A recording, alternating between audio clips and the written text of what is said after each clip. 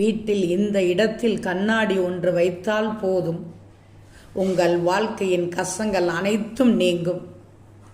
ஒவ்வொருவரின் வீட்டிலும் அவரவர் வசதிக்கேற்ப பூஜை அறையை அமைத்து வைத்திருப்பார்கள்.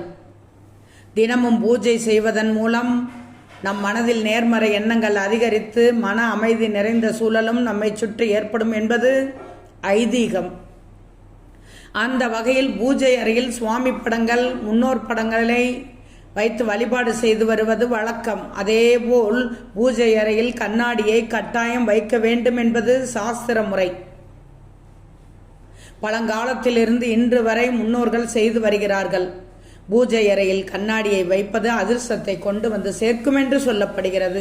அதே போலவே குலதெய்வம், பித்ருக்கள் போன்ற நம்முடன் இருக்கும் மறைமுக தெய்வங்கள் கண்ணாடியில் பிரதிபலிப்பதாக சாஸ்திரங்கள் கூறுகின்ற நியமங்களாக ஜோதிடர்களும் சொல்கிறார்கள். மேலும் தங்கள் குலதெய்வம் எது என்று தெரியாதவர்கள் கண்ணாடிக்கு சந்தன பொட்டு வைத்து பூஜை செய்தால் குலதெய்வம் அந்த கண்ணாடியில் முகத்தை காண்பிக்கும் என்று கூட ஜோதிடர்கள் சொல்கிறார்கள்.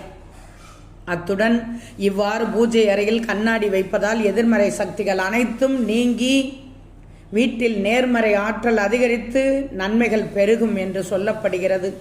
பூஜை அறையில் கண்ணாடியை வைத்து வழிபடும் போது உடலின் நாடியை திறக்கும் என்று கூறப்படுகிறது. தெய்வத்தின் அருகில் இதை வைக்கும்போது தெய்வ நாடியும் மனித நாடியும் ஒன்று சேரும். இதனால் வீட்டில் உள்ள தீய சக்திகள் வெளியேற்றப்படும். மேலும் உங்கள் பிரார்த்தனைகள் பலிக்கும்.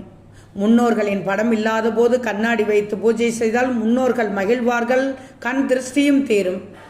அமாவாசை, தீபாவளி, நோன்பு போன்ற நாட்களில் முகம் பார்க்கும் கண்ணாடியை ஒரு தெய்வமாக மதித்து முன்னோர்கள் வழிபட்டனர். ஆனால் தற்போது அந்த வழக்கம் சற்று மாறி வருகிறது. சிலரிடம் அவர்களுடைய முன்னோர்களின் புகைப்படம், குலதெய்வத்தின் புகைப்படம் இருக்காது. அச்சமயங்களில் அவர்கள் வழிபடும் போது அவர்களின் ஆத்மா முகம் பார்க்கும் கண்ணாடியில் மறைமுகமாக தோன்றி தங்கள் முகத்தை கண்ணாடியில் பார்த்ததும் வணங்குகிறார்கள் என்று மகிழ்வார்கள். இதனால் அவர்களின் ஆசி உங்களுக்கு பரிபூர்ணமாக கிடைக்கும். கண்ணாடி வைக்காமல் வணங்கினால் என்னதான் அவர்களுக்கு பிடித்த தின்பண்டங்களை வைத்து வணங்கினாலும் அவர்களை மகிழ்விக்க முடியாது. வெளியில் இருந்து வீட்டுக்குள் வருபவர்களின் முகம் நேரடியாக தெரியும்படி முகம் பார்க்கும் கண்ணாடி வைத்தால் அவர்களால் உண்டாகும் கண்திஷ்டி அந்த வீட்டை பாதிக்காது. கண்ணாடியை பூஜை அறையில் கிழக்கு நோக்கி அல்லது வடக்கு நோக்கிய திசையில் வைக்க வேண்டும். புதிய கண்ணாடி மட்டுமே வைக்க வேண்டும். கண்ணாடி மகாலட்சுமியின் ஆதிக்கம் பெற்ற பொருள்.